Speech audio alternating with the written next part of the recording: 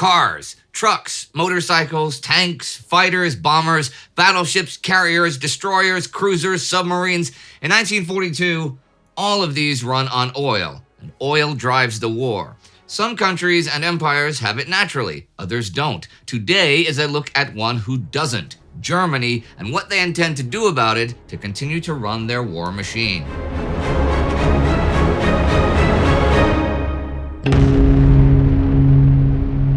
I'm Indy Neidell. This is a World War II special episode about Germany and oil.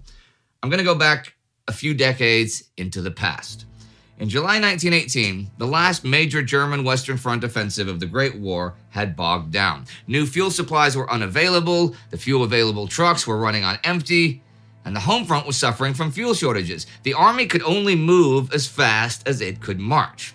Far to the east, however, in the wake of the Treaty of Brest-Litovsk with the Bolsheviks after the Russians left the war, a humiliating treaty that gave the German Empire huge swaths of Russian land, German troops were advancing through Ukraine to the Caucasus. Their goal was Baku, the local center of crude oil production.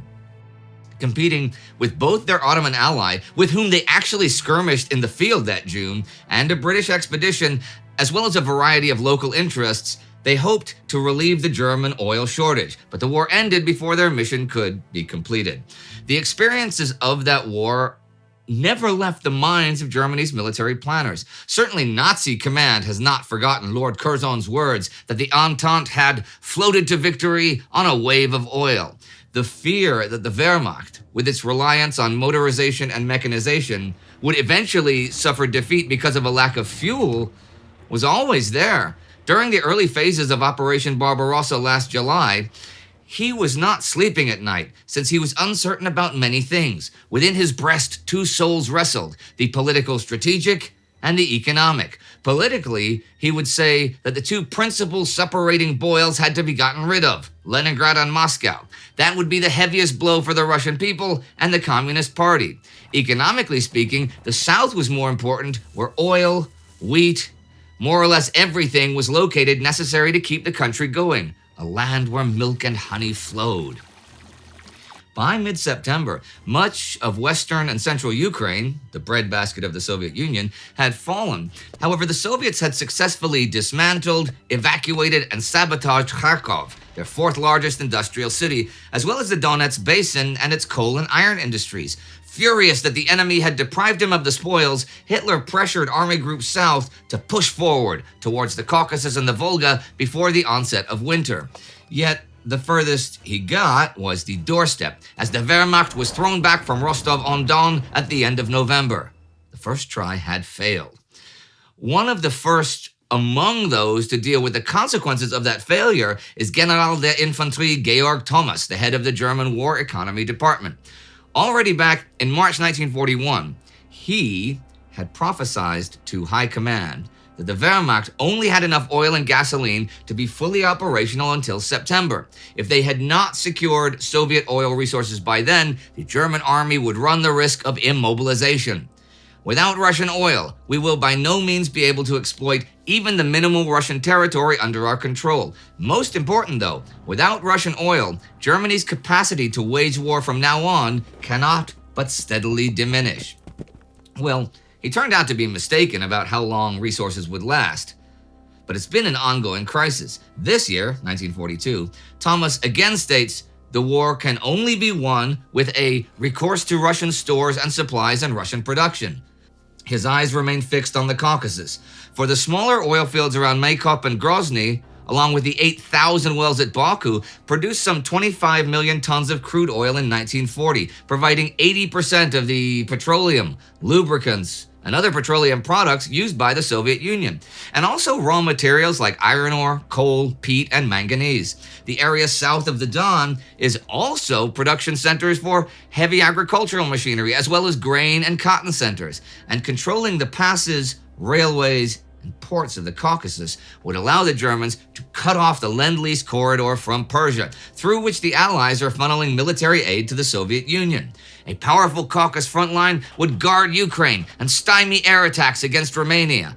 All in all, the Caucasus could be a war-deciding factor, and maybe the only hope for Germany's oil-starved war machine. Before 1939, Germany imported between 65 and 70% of its oil, and 75% of those imports came from overseas, from North and South America. The U.S.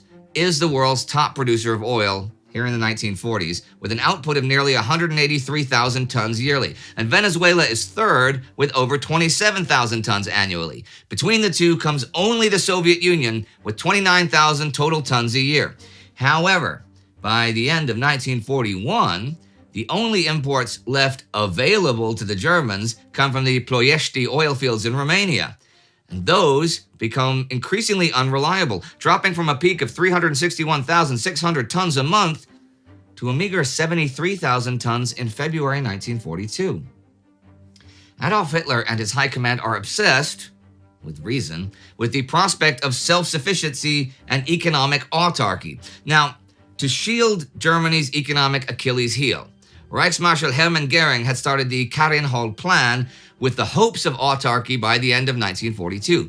Aviation fuel, gasoline, diesel oil, fuel oil, lubricants, all were to be produced at home as much as possible. The Reich's drilling program explores and expands oil fields within Germany, but its output peaks at 1,050,000 tons a year.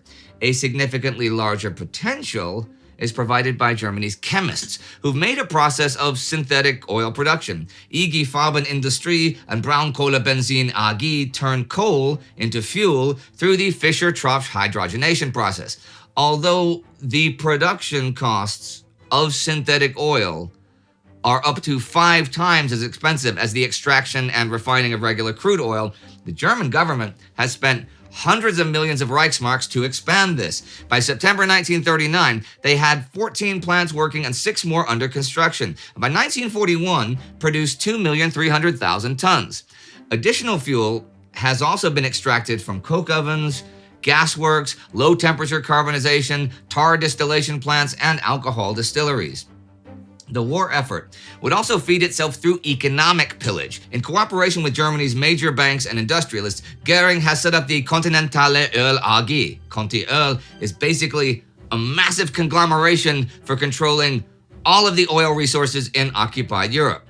So far, the spoils have been small, but they've at least been there. By 1942, the Vienna Basin produces 624,000 tons of oil annually. The Galicia Petroleum Commission, 136,000 tons, and the small oil field at Pechelbronn in Alsace, 51,000 tons.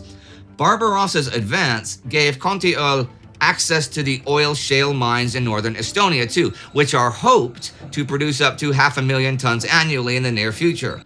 Though the also occupied oil fields in Romny, 200 kilometers east of Kiev, only produce a few hundred tons a month so far.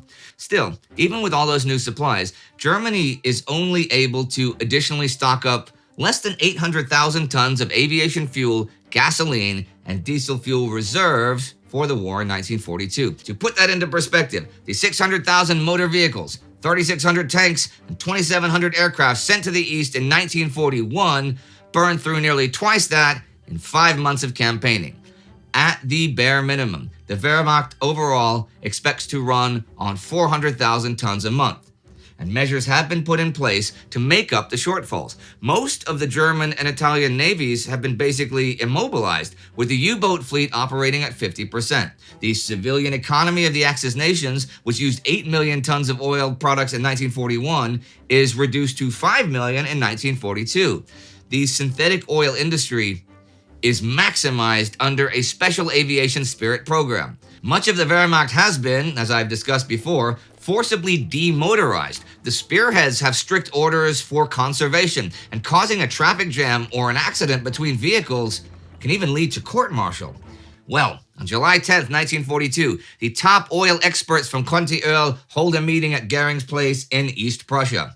Roughly 2 weeks after Fall Blau kicked off, the Axis armies have reached and taken Voronezh on the Don and are now advancing southwards once more towards the gateway to the Caucasus. Hopes are high, indeed so high, that some are already dividing the spoils. Hermann Neubacher, chief coordinator of oil supplies coming from Romania, is to become the economic director of a military colony to be set up in Transcaucasia. Members of Deutsche Bank hail his appointment as the precursor of a gigantic petroleum commission for all of the Soviet Union, with its headquarters in Maykop. By the autumn, advance army units might even reach Baghdad or Basra. For the more level-headed experts, it is a difficult and thankless task to remind the Reichsmarshal just how difficult and problematic it will be to actually make the Caucasus oil fields work for the Germans at all. Thomas writes, "It was far from easy," they stated, "to make Goering understand that oil could not be recovered from the devastated wells encountered without a great deal of effort. Only reluctantly, they noted, did he acknowledge that it could take many months, if not years, before Germany could produce a rapid resolution, if not of the entire war, at least of the campaign in the East." General Thomas expects enormous difficulties, not only in regard to transportation and refining, but also because they would surely discover that the oil fields have been completely destroyed. In Estonia and eastern Galicia, for example, they experienced the Soviet scorched earth policy, and it had taken specialized petroleum units months to get wells going again. Surely, the Soviets would not only dismantle and remove all drilling and refinery equipment, but also destroy everything even remotely useful before the Germans arrived. Goering waves those concerns away, exclaiming that necessary steps are already in place. Economic Organization East is to expand its cooperation with the Wehrmacht and field Mineral Öl Commandos. Germany has a military civilian technical organization known as the Technological Petroleum Brigade, TMB, and for the Caucasus campaign, it is expanded to over 10,000 men. Their mission is to follow closely on the Wehrmacht's heels as it heads into oil production areas and seize all refining facilities and shipping centers. However, just supplying the TBM with material from Germany is incredibly difficult.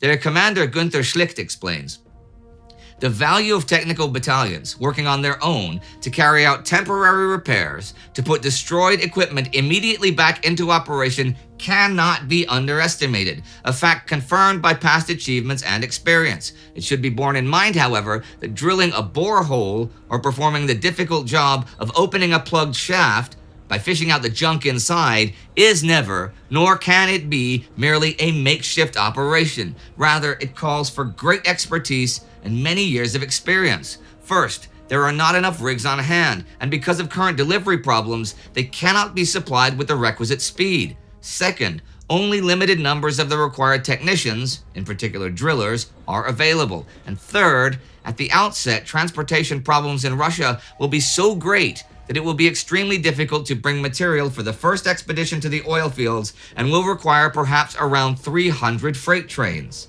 Goering is not to be dissuaded, however. He promises the Luftwaffe will take care of the transportation of workers and supplies, though, as we've seen, it's stretched to its limits as well, particularly with regard to transport planes. The oil experts agree, though, that since the objective is set, they need to now put all their focus and effort on achieving it. Orders are given to dismantle pipelines and refineries in France and to prepare all available drilling rigs for the Caucasus at once. The most optimistic estimates conclude that if they concentrate all technicians and rigs towards Maykop, they will likely get the first crude oil by the end of 1942, assuming they take the city. Then they would move on to Grozny by mid-1943 and to a third undefined phase at Baku. Schlicht says it straight out. The operation would be a task that has never before been given to any other oil industry in the world. But it is a task that cannot even begin until the Axis have taken possession of Maykop, Grozny, and Baku. Taking Baku would indeed be something, but not nearly as something as repairing, rebuilding, and refitting what the Soviets would leave of it should the Axis powers get close to the point that it could actually produce oil. And that oil must then be transported thousands of kilometers to be of any use at home, with partisan activity likely sabotaging pipelines and infrastructure at any opportunity. So it is possible that if the Wehrmacht can reach Baku this year, then by the end of 1943, or perhaps the spring of 1944, they will be able to make use of its oil. But it is by no means guaranteed. And until that time, they will have to continue to operate with what are, at times, desperate shortages of gasoline. It is a grim picture, and the word overreach may, in this case, be entirely justified. If you want to see another financial episode, we can go from black gold to gold.